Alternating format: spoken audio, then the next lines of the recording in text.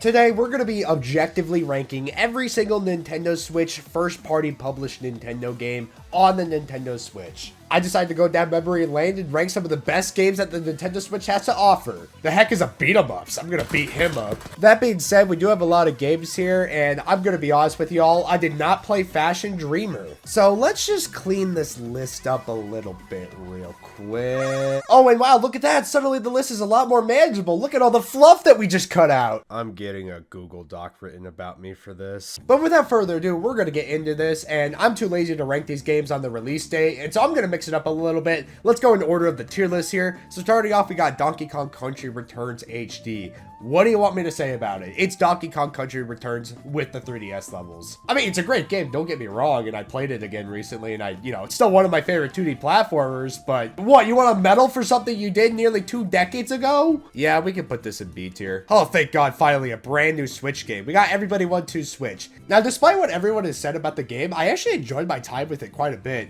I played it a lot on stream, and despite the stream delay, we did have a really fun time with it, and I really enjoyed it a lot. And also the fact that you don't even need to own the game and 100 people can play the game with their phones. I think it's a pretty crazy concept. The games themselves aren't really that good though. I did really love that one bidding game. I thought that was hilarious, but outside of that, it isn't really anything special. And honestly, I would rather play something like Kahoot or Jackbox at that point if it involved our phones. That being said, it was all right. We can give this thing a C tier.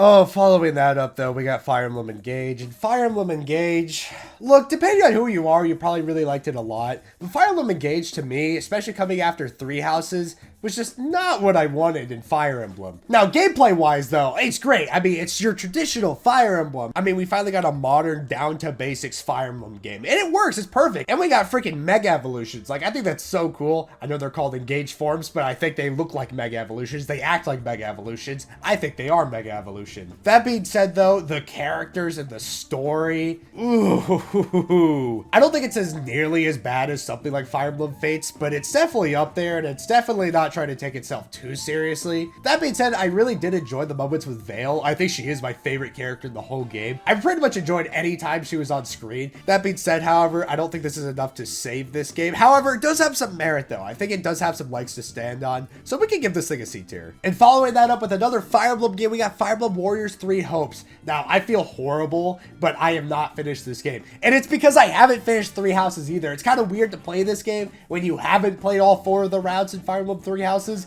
and then you're expected to play another 3 routes in 3 Hopes. It's a lot of Fire Emblem that I just do not have the time for. That being said, it is a Warriors game, and fans of the channel might know that I do in fact love the Warriors games. I think they're really fun and really addictive, and they're really creative, and allows for characters to be playable in a sense that they never would have been otherwise. I definitely want to come around and give this game another shot, but for now, we're going to put this thing in C tier because I just do not have a strong opinion about it. I am sorry. Oh, but something I do have a strong opinion about, we got Kirby's Return to Dreamland Deluxe. And what I mean by strong opinion, by the way, is that I really like this game, okay? I love Kirby.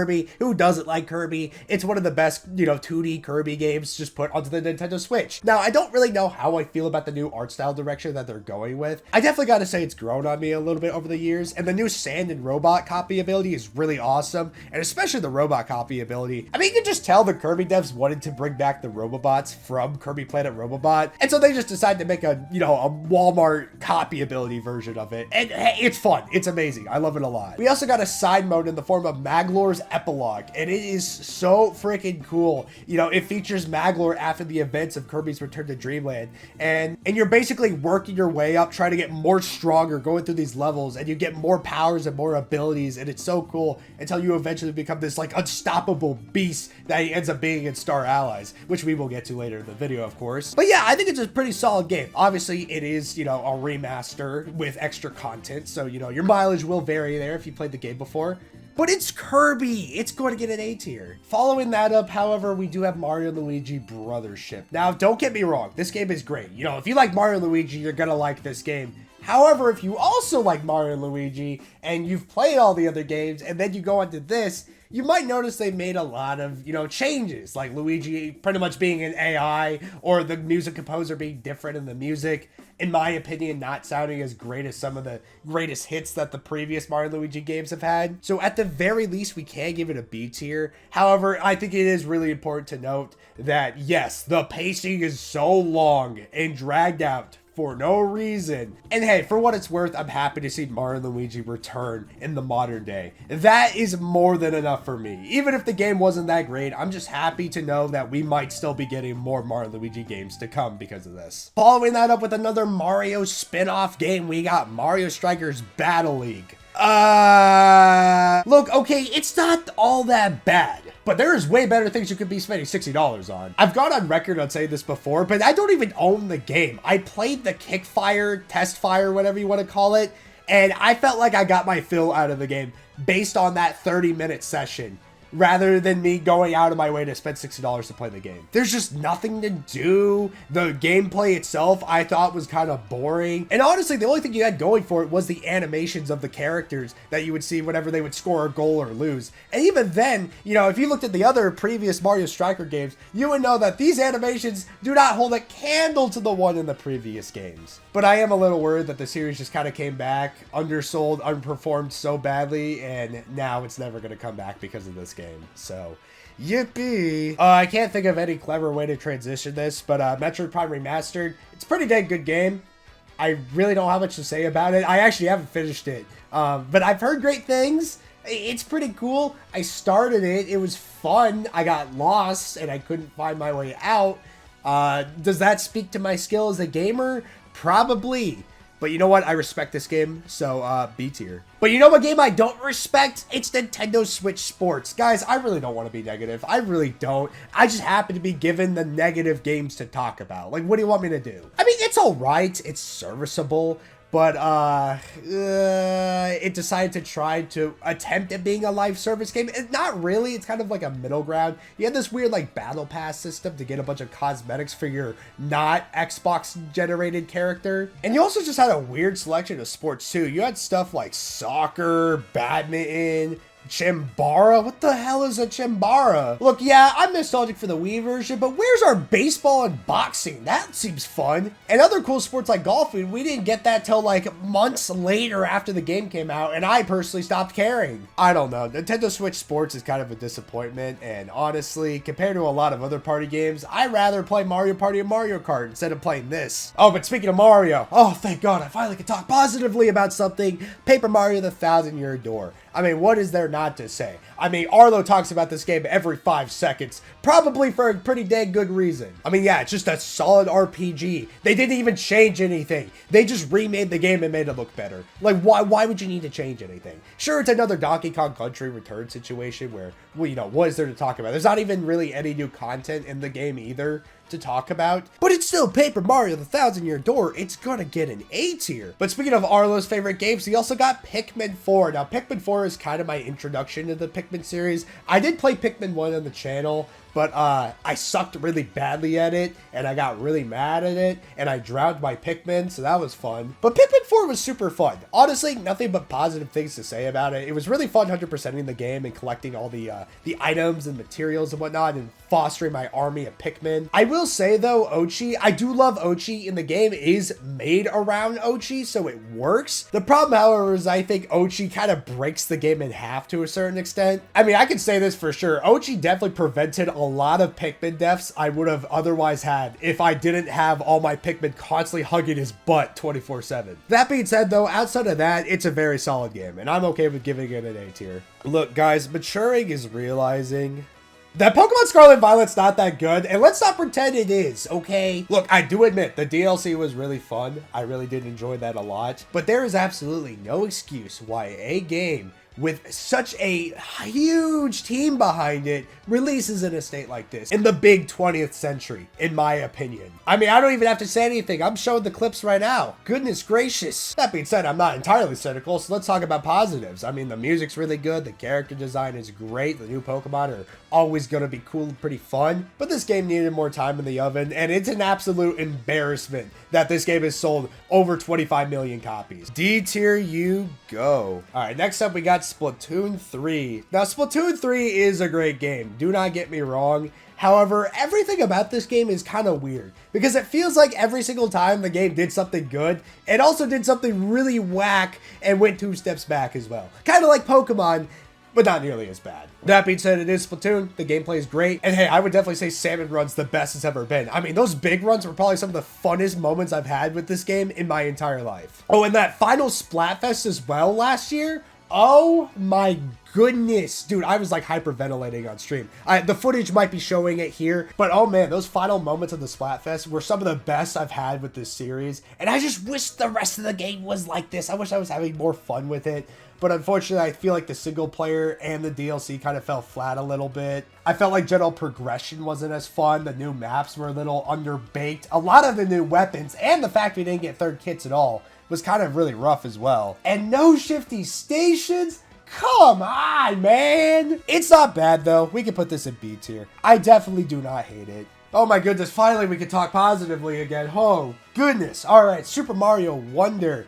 What a wonderful 2D Mario game. You see what I did there? No, I will say I kind of feel a little bad because I don't think I got too into the game as much as I wanted to. I kind of just played it, moved on with my life, and that was it. That being said though, it was a fun time and it was magical and it was really different. I love the fact that you had so many playable characters to choose from. I love the new power-ups as well. The bubble thing was so fun to platform on. It kind of reminded me of the Cloud Flower from Mario Galaxy 2, which they should totally bring back, by the way. It's one of my favorite power-ups in the series. Yeah, I think this game deserves a solid A tier. It's pretty good. And we got more Mario goodness as we got Super Mario Party Jamboree. Now, I feel bad as well because I have barely played this game. I played a lot of Superstars, and we will get to that later in the video. But Jamboree, I feel like I haven't taken advantage of. I haven't fully played as much. So this is actually an outcry to you guys watching and to any YouTubers as well. Please play Jamboree for me. I did not spend $60 on this game to just not play it. I just don't have any friends to play with. Come on, guys. There's going to be DLC for this game coming on the Switch too anyway. You guys have no excuse not to play with me. Come on, please play with me. Yeah, we're going to give this thing a B tier. It's pretty good. And we follow it up with more Mario goodness as we have Super Mario RPG. I did not like the game that well. I don't know how to word it, right? Because I just feel like I feel like I should have liked it. I like Mario and Luigi. I feel like I should have enjoyed this game. And yet something about it just didn't grab me. And I also wasn't a fan of them just straight up remaking, like, okay, not remaking, but like, so they remade the game one-to-one. However, I feel like because of that, I wasn't able to enjoy the game because of that. I kind of wish it was more modernized, you know? Is that a hot take? I don't know. I feel like the controls just weren't there. And it felt like landing attacks just didn't feel right as well, among other things as well. I don't know. I do respect it though, and I do want to support, you know, Nintendo going back into their old catalog and bringing games like this back into the modern day. So we'll give it a C tier for that. And speaking of games I felt weird about, Tears of the Kingdom. Yeah, this game is so weird. It tries to be a sequel, but it also tries to be its own thing, and it kind of falls into this weird, you know, hole of not knowing what it wants to do. They saw a lot of people were taking clips of some of their favorite moments from Breath of the Wild, and so they decided to make that kind of a general mechanic in Tears of the Kingdom by letting you build whatever the hell you want. And yeah, it's really cool. That being said, I feel like it kind of works against itself because let's be honest, we all made a flying bike and we all flew around in the depths and whatnot, and we kind of just, you know, cheesed the whole game for everything that it was worth. I don't know. The general consensus that I've come to this game is that I feel like while Breath of the Wild gives you a lot of freedom, I feel like Tears of the Kingdom just straight up lets you break the whole game wide open, and it makes the game stop becoming a challenge all of a sudden. And of course, because this is the same Hyrule, does share a lot of criticisms that the previous, you know, Breath of the Wild game had as well. But for the most part, it is still The Legend of Zelda Breath of the Wild, just with more stuff to do. And that's cool. That is pretty cool for the most part. That being said as well, how dare they advertise the Sky Islands and there's only like one big Sky Island to explore. That is evil. That is messed up. But you know what? We got a cool looking Ganondorf out of it. And that's cool. And hey, with Age of Imprisonment soon to be on the horizon, maybe then Tears of the Kingdom will improve retroactively in the story department at the very least. I don't know. We'll have to see. Regardless, I'm okay with putting this thing A tier. I don't think it's S tier worthy. I think it fumbles a little bit here and there. Oh my goodness, Xenoblade 3? Dude, oh, I love this game. Oh my god. I feel a little weird though, because I feel like, you know, I played it and then I moved on. There's a lot of games like that on this list where I played it and I moved on in my life and I didn't think too much about it. But this game, like the hype cycle for it did so much for me growing up. It was awesome. It has some of the best music in the entire series, has some of the most well-written characters ever. One of the best stories out there. The ending is a little rushed, though, I will admit. I don't know what they were thinking in the last couple hours. But outside of that, it's a great game. Oh, and don't even get me started on the Future Redeemed DLC. Oh my goodness. Chef kiss. Obviously, it's hard to talk about one of these games without going into spoilers. But yeah, if you played these games, you know how good they are. And it almost got Game of the Year. So if that doesn't tell you the impact that this game has had on the internet, I don't know what will. This is getting an S tier. However, I can't say the same for Xenoblade Chronicles X. Now, I am still making my way through this game, so I haven't finished it yet. But Xenoblade Chronicles X is still pretty fun. It is still the Xenoblade that you're familiar with, but it's definitely very different. And the fact that it's not connected to the number trilogy at all, it might be a turnoff for a lot of people, and I definitely don't blame you if you don't vibe with it, because me personally, I am not vibing with it that much either. But hey, the gameplay is still Xenoblade, as you know it, and it is still pretty fun, and it is open world. You have this giant open world to explore, and it's kind of like the basis of what they use for Breath of the Wild. If you guys don't know, Monolith Soft develops these games, and they help develop Breath of the Wild and the Tears of the Kingdom. So this map that you explore through in Xenoblade Chronicles X, it's kind of like a precursor to what we will eventually experience when we get to Breath of the Wild. And I think that's just super cool. But yeah, with that said, I still haven't finished the game, so I don't really have a strong opinion about it. So I think I'm pretty comfortable with giving this thing a B tier. Oh my god. And then we have Animal Crossing New Horizons. Fun story. This is my first Animal Crossing game. And how was it? Yeah, it was pretty good. I didn't really know what to really expect going into it. I don't know why. I thought it was going to be like Minecraft. It's not. I don't think it's nearly as good as Minecraft, but I did have a really dang fun time with it. And, we all know the story. This came out during the funny event of 2020. So we were all locked in. We didn't know what to do. And so we were just playing this game. And yeah, it really got me through it. That being said, I think it deserves B tier. I think it's a great game. I think it's really fun. I just got really bored of it. We then follow that up with ARMS, and ARMS, it was okay. It was fun. The music is amazing. I will give that. The music is amazing. I don't know about the control scheme that much. I kind of mostly played on a Pro Controller. Yeah, it was okay. Like, I don't really feel too strong about it, but it looked good. It sounded good. The lore was okay. They were trying to do another Splatoon. I don't think it worked as well, but hey, Min Min's in Smash Brothers, so maybe it did do as well as they wanted it to. I don't know. I'm gonna give this thing a C though. I don't feel too strongly about it.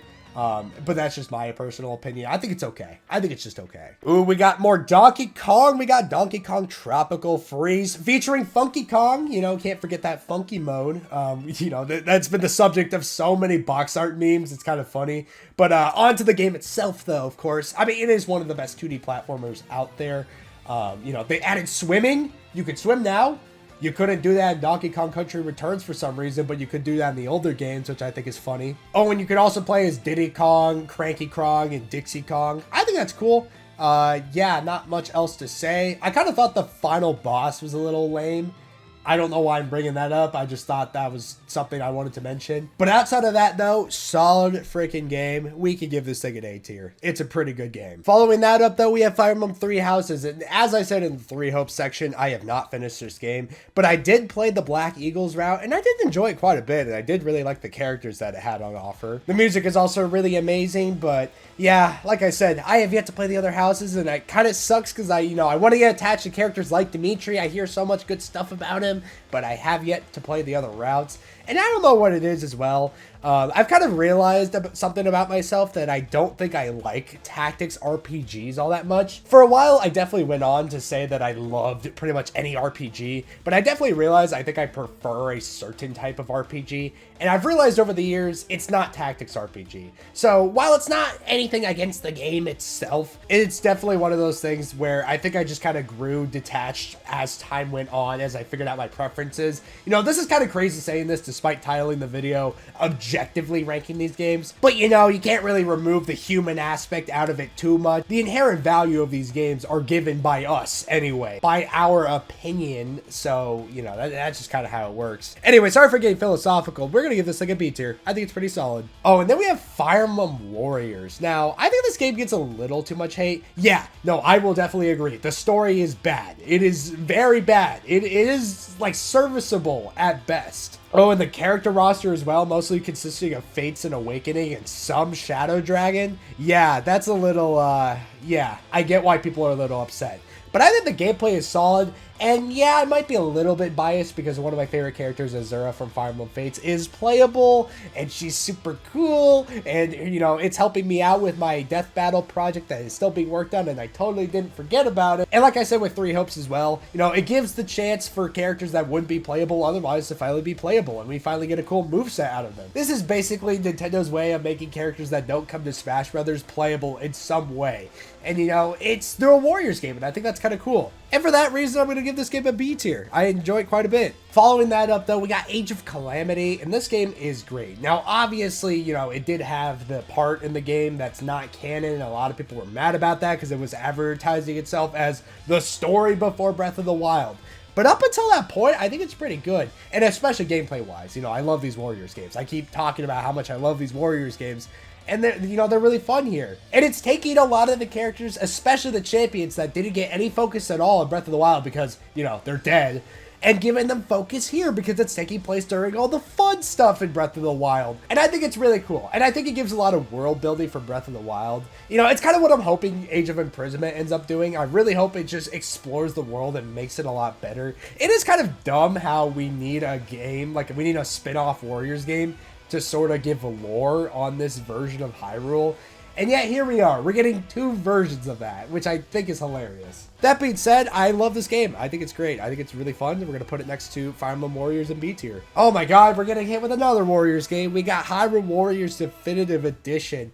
Yeah, I mean, this is like the definitive, you know, Warriors game. If you want a 200-hour game, this is the game you play. On top of the amazing roster of characters from across the Zelda series, it is a must-have for any Zelda fan. And like with most of these Warriors games, the story isn't that great, but you got so many characters to choose from, it's insane. I can finally play as Ravio! We're putting this game up in B tier as well. We love the Warriors games here on this channel. Now, I know a lot of people love this game. It went on to sell like 6 million plus units. The game did amazing. It's kind of like 3D World for Kirby, you know, and this is like Kirby's like main outing in 3D as well. So I know a lot of people liked this game. I just kind of thought it was all right. I kind of played it and moved on with my life. I don't know what it is. You know, I'm more like usually into these Kirby games. And yet for some reason when I played this game, I didn't think that much of it. You know, I kind of, again, played it, moved on. And that's not a discredit against the game or anything. I don't know. I don't feel so strong about it.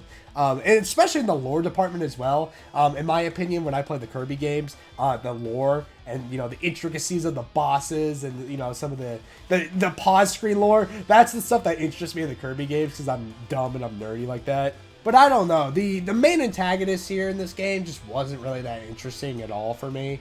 The Wolfpack gang as well. I was like, oh, okay, I guess. We guess we needed another Squeak Squad, I guess. It's not bad though. I just didn't feel too strong about it. We can give this thing a B tier though. I respect it for what it is. It just wasn't for me, I guess. We then have Star Allies, a game that I think is pretty good, but I think it's only pretty good if you're a Kirby fan, and that's with all the DLC, of course, bringing all the allies from previous, you know, Kirby games and making them all playable. It's like as if you're making them playable in Smash Brothers, but within a Kirby game, because the Kirby game kind of plays like a Smash Brothers game, if that makes sense. Needless to say, though, the base game for Star Allies is just kind of all right. By this point, this was like the fourth 2D, you know, traditional 2D Kirby game that we had.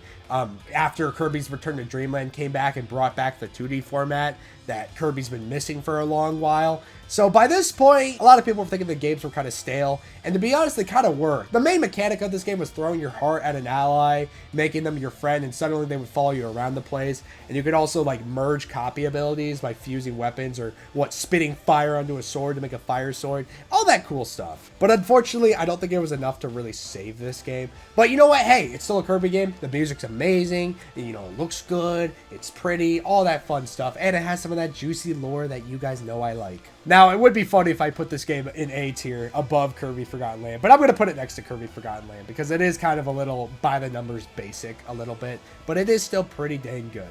Ooh, and then we have Luigi's Mansion 3. Luigi's Mansion returned onto the Nintendo Switch, and man, what a return it was.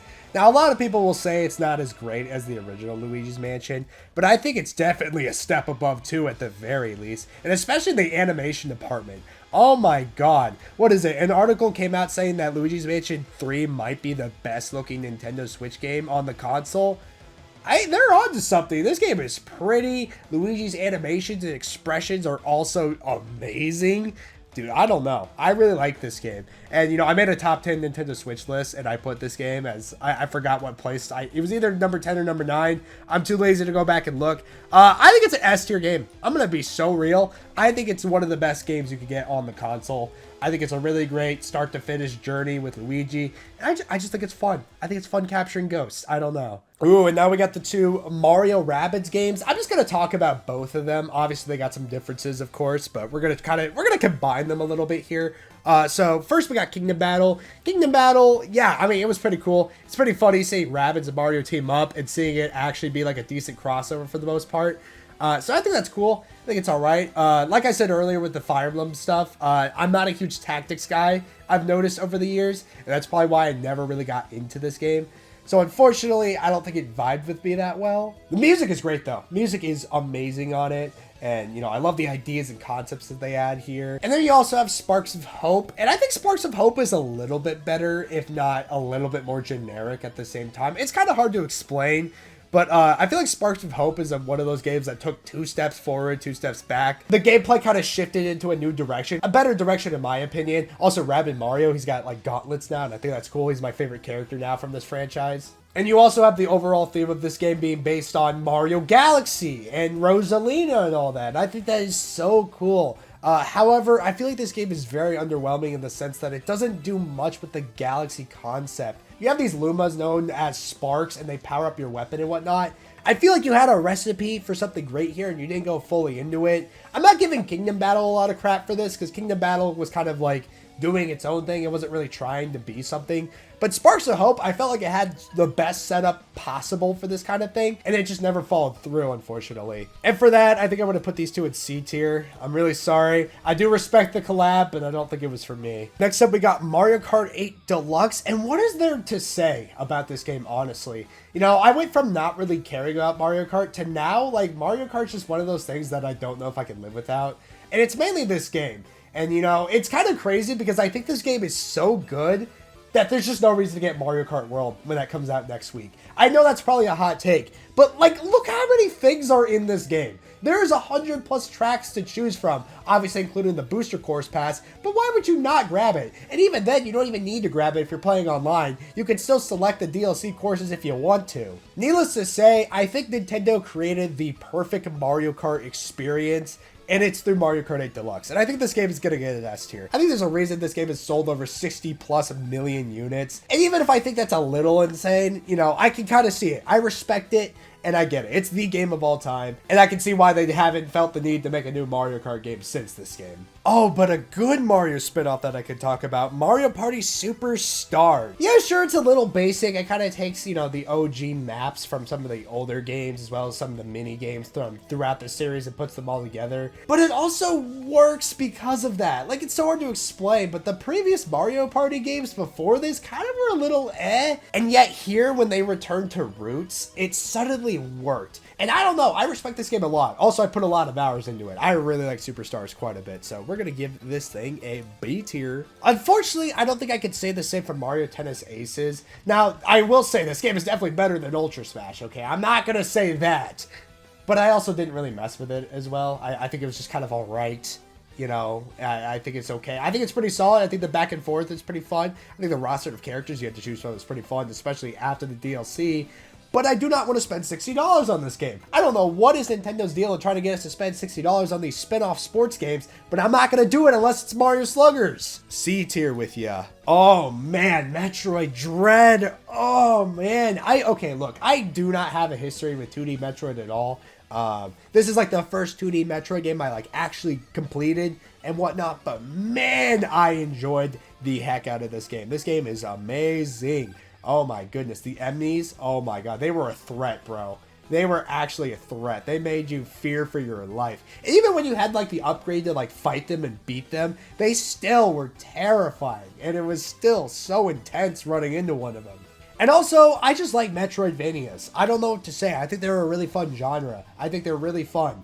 There's really not much to say. I think it's an S tier. I'm really glad to see 2D Metroid back. I think it's awesome, and I think they did great. We then follow this up with Metopia, and what a game. Oh my god. If the Nintendo Switch 2 comes out and it doesn't have a Mii creator like this, but if they did, it'd be so cool, because I hope it's like this, because oh my god, the amount of custom things you can create using this Mii creator is... oh, it's amazing. It is amazing. I don't know what it was like on the 3DS, but I hear a lot of people are saying it was nowhere near to the level of this. And so because of this, I thought it elevated the game a lot more than I thought, you know, it was going to for me. And I really enjoyed it a lot. There was a certain point though, where I just stopped playing and I didn't bother to complete it though. So I need to go back and do that. But for the most part, yep, it's pretty good. We can give it a B tier. We then have New Super Mario Bros. U Deluxe, and I mean, the game is okay. It's a 2D Mario game, and it's one of the more generic ones. Luigi U is pretty fun, though, so that's something. Yeah, I think we're going to give this thing a C tier. I think this game belongs in a forgotten era. And we follow that up with the Origami King, and this game was pretty cool. It was pretty cool. I didn't really like the gameplay that much. I thought the wheel kind of messed with my head a lot, especially when I'm just trying to sleep and play the game, and then I have to actually use my brain power to play a Mario game. Like, what? But I think everything else about it was really great. I think the characters were really emotional. I think the plot was really funny and cute, and I love the bosses. I think they were great, especially the boss themes for it. Oh my god, they were surprisingly well done. I'm gonna give it a B tier. I respect the Origami King a lot, which I unfortunately cannot say for BDSP, because holy shit. Remember back in the day when remakes were like actually cool? You got your Orange, you got your Fire Red and Leaf Green, you got your Heart Gold, Soul Silver, all that cool stuff. Remember when remakes were cool? We were waiting so long for them to revisit Gen 4, and this is what we get. It's just Diamond and Pearl again, but arguably worse. Yeah, I'm not even gonna think about it. This is a D tier. Oh, but we're saved. We're saved. Luckily, a couple months later, we got Pokemon Legends Arceus. Oh, thank God. Thank God. Oh, it's a good game. It looks a little ugly. Do not get me wrong. The visuals are very rough. I don't know what they were thinking with this, but everything else about it, it is amazing. The story beats are amazing. The atmosphere, just the act of catching Pokemon in this game. Ooh. Ooh, chef kiss. Oh, I love it. I love it a lot. This is a solid A tier if I've ever seen one. Which I unfortunately cannot say for Sword and Shield because, oh my god, Pokemon this generation cannot seem to make a decent quality Pokemon game for a home console. I don't know why Legends Arceus was the only good Pokemon game this entire past decade. Though I will say I've definitely come around on Sword and Shield. It's not the worst game out there. It's just a little generic, but it's not insulting, you know? It still functions. It's still a fine enough Pokemon game. And honestly, I would rather play Sword and Shield than a lot of the older games out there, simply for the fact that the quality and life improvements of the general Pokemon formula are just a lot better here compared to a lot of the older games. That being said, though, everything else about this game is just kind of all right. The new Pokemon are really cool, though, and I really love the new, trainer designs. I love the music. Oh, and especially the gym battle theme. Oh my goodness, it's so good. I think it's fair to give this game a C tier. I don't think it's that bad. Obviously, the hype leading into it was very bad, but I think the game itself, I think it's okay. And then we follow it up with another Pokemon title. We got Pok Tournament DX. Obviously, this game came out on the Wii U, but they added a bunch of the arcade fighters. Apparently, this game was on, like, arcades or whatever. I don't know too much about that. So you got a bunch of those characters, but then you also got freaking Decidueye from Sun and Moon, and he is so cool in this game. Oh my goodness. I know a lot of people are bummed that he wasn't in Smash Brothers, but I think he does pretty cool here. I think he fits here. I think he works. I think he works very well here. Yeah, there's not much to say. It's a cool 2D to 3D fighting Pokemon game that I kind of wish did a little better, and I wish got a sequel. But for now, we're stuck with this, and yeah, I think it's a solid B tier. Oh my god, Ringfit Adventure. Dude, I think Ringfit Adventure is an underrated gem. Oh my goodness. I need to play more of it. I think I'm a little out of shape, and I really want to play more of this game. I think this game is surprisingly fun. The ring itself, you look at it, you look at other people using it, you're like, oh, the ring can't be that durable. Oh, it's durable. You can squeeze, pull, tug that thing. Probably even bite on it too if you really wanted to, if you're into that. And that thing will still hold up. And it is awesome. I think it's one of the best workout games Nintendo has ever made. And yeah, I want to give this thing an A tier. I genuinely enjoy it. It makes working out so fun. Oh, Splatoon 2. Oh, my baby. Oh, I love you. Oh my goodness, this game was the reason to get a Nintendo Switch. I'm gonna be real. This was one of the greatest games on the console. I enjoyed my time with it. You know, a lot of it's nostalgia as well. I met a lot of my friends through this game. On top of just, you know, the shifty stations. They were cool. I don't know why they're missing in Splatoon 3, but they definitely made them really fun here in Splatoon 2. You also had Off the Hook, probably one of my favorite idol group. They were super cool. And then Octo Expansion. Oh my god, don't even get me started. Probably one of the best DLCs that Nintendo's ever put out. The story is amazing. The lore is amazing. Music's amazing. Oh my god, where do I even begin? The gameplay is also great. We got 2 new weapon types in the form of the Brellas and the Dualies. Oh, what is there not to say? I think it's one of the games of all time. Let's get that thing in S tier. Oh, and then we got 3D AllStars. Now, how do I rank this? You know, how do I rank a collection title? You know, do I rank it for the individual games or do I rank it on the port job? Because if I rank it on the port job, I think this gets a D tier. I'm going to be so real. The port jobs are so minimum and they're so lazy on top of what the collection even offers you in general. You get to listen to music. That's it. Yeah, outside of playing the games, all you get to do is listen to the music. I don't know. I think I'll round it out and I'll put this game in C tier because it does have Mario Galaxy. And Mario Galaxy is one of the greatest games ever created.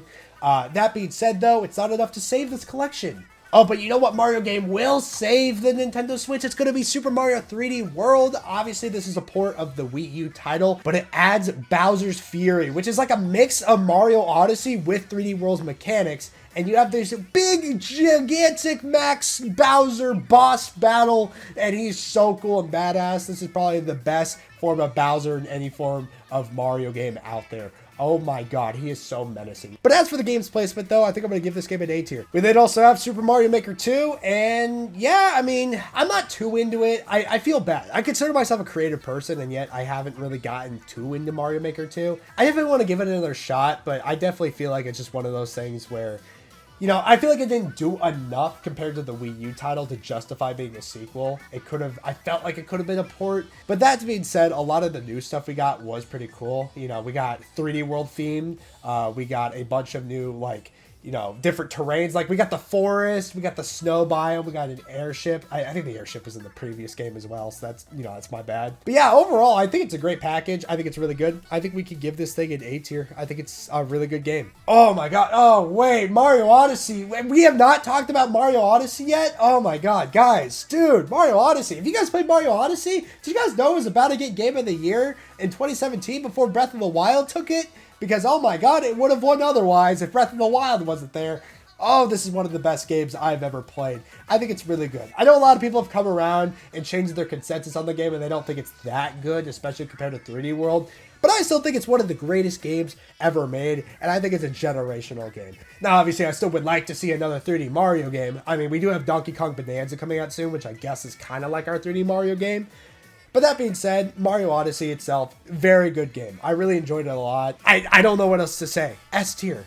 Okay, this was a no-brainer. And then we have to follow this up with Smash Brothers, which is also going to get S tier. Like, bro, like, come on. what am I supposed to do here? Look, needless to say, they called it Smash Brothers Ultimate, and it is the ultimate Smash game. What more do you want here? I think it's the best Smash Brothers out there. It sold 35 plus million units. Come on here. And then we have The Legend of Zelda Skyward Sword. And I think it was just kind of alright. I enjoyed it. I never played the Wii version, so I don't know how bad it truly was to control. But I did play the Switch version, and it was pretty fun for the most part. A little janky with the sword. But, you know, what can you expect trying to translate emotion to a control stick? You know, they did the best they could, and I enjoyed it for the most part. I don't know. I don't feel too strong about it, but I also didn't hate it at all. I think B tier is fair. We then have Xenoblade Chronicles 2. And yeah, dude, this is where I might get some hate, but I don't think Xenoblade Chronicles 2 is the greatest game out there. I think it has some of the highest highs in the entire series, but also has some of the lowest lows in the entire series, right? A lot of people will look at the highs of this game, and especially like the ending, as well as some of the character moments and the music as well, and think, oh, this is the greatest game in the series. And obviously, you know, they're kind of right for some of those reasons, but it also has some really, really bad design decisions. Oh my goodness. The field skills, the gacha blade system, some of the voice acting in general, and also just kind of the first few hours of it as well. I think it's such a rough start, especially for a Xenoblade game. And then especially comparing it to Xenoblade Chronicles Definitive Edition, which I personally prefer a lot. Actually, since we're talking about Definitive Edition, let's just throw this thing in S tier. Oh my goodness, one of the greatest games I've ever played. I know it's obviously a remaster from the Wii with extra content, but hey, it's a really good game and I really love it. Everyone should play it. It's one of the best RPGs I've ever played. Oh my god. Okay, but back to Xenoblade 2 segment.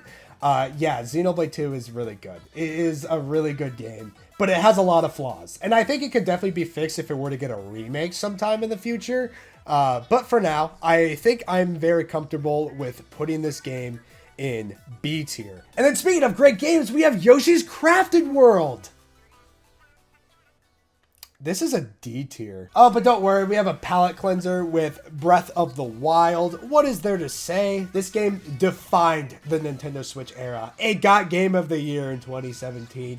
It defined the open world genre. But with that, we've completed our tier list. Here are all the tiers. You can see them on screen. Let me know if you guys agree or disagree. And hey, if you guys want to make your own tier list and send them to me, feel free. My social medias are always in the link in the description. I'd love to see your guys' final tier list. I have a weird feeling I missed some games, so definitely let me know if I did. And yeah, I'm definitely going to make it my mission to eventually play a lot of the games that I didn't play, because the didn't play list is it is massive. But for now, this is what we got, and I think I'm pretty content on this list. For the most part. Stay hydrated, stay cool, and I will see you all in another video. Bye-bye!